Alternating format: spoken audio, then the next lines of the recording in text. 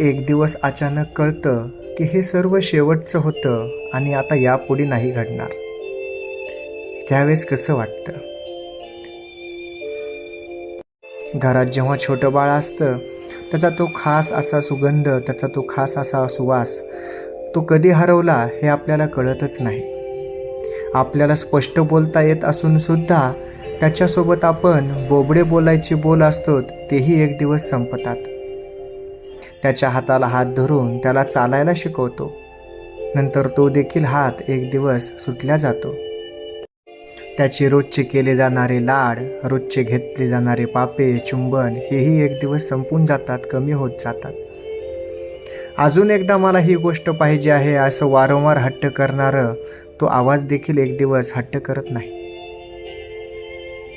अजून एक मला एक गोष्ट सांग, तोपर्यंत मी झोपणार नाही, असं पुन्हा कधी ऐकायला मिळत नाही.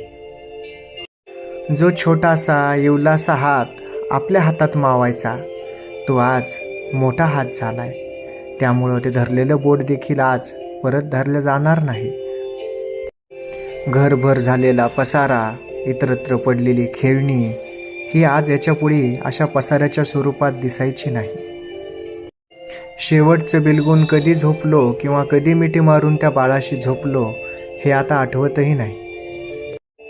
त्याचे लहान झालेले कपडे बाजूला ठेवले गेले. छोट्या छोट्या येवल्याशा घेतलेल्या सँडल्स, चप्पल्स, शूज हे देखील आज अडगळीत पडले. एके दिवशी तो आपल्याशिवायच कसं झोपायला लागतो हे देखील पाहावं लागल. ज्या रात्री कधीच संपायच्या नाहीत असं वाटत होतं, परंतु त्या रात्री देखील संपल्याच ना. ते आयुष्यातले साधे सोपे दिवस होते, परंतु त्यांचं मौल्य हे खूप मोठं होतं. ते एका मौल्यवान क्षणांपेक्षा काहीच कमी नव्हते.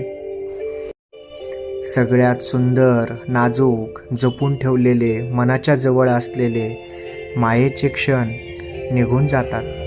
म्हणून वेळ असेपर्यंतच ते क्षण जगून घ्या, कारण काळ कोणासाठी थांबत नसतो. झालेल्या गोष्टी परत येत नाहीत, त्यांची फक्त उरते ती म्हणजे आठवण.